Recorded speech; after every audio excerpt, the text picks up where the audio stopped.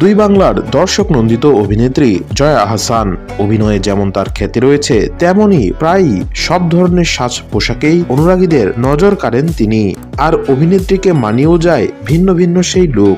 কখনো পশ্চিমা পোশাকে আবেদনময় উপস্থাপনে সাড়া জাগান তিনি, আবার কখনো একেবারে ট্র্যাডিশনাল শাড়ি সাজেও উষ্ণতা ছড়াতে দেখা যায় জয়াকে।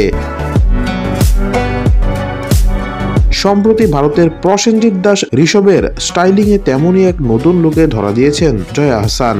আর সে ছবিগুলো ভক্তদের মাঝে শেয়ার করেছেন এই সুন্দরী অভিনেত্রী।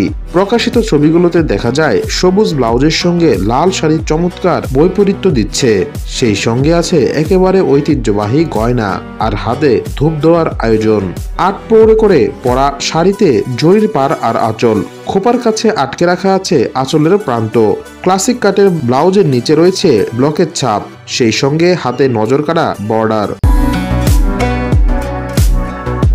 আকর্ষণীয় এই ড্রেসের শাড়ি সাজে জয়াকে অন্য মাত্রা এনেছে পিতলের টিকলি টায়রা, হেডব্যান্ড, চোকার, নাকের টানা নথ আর চুড়ি।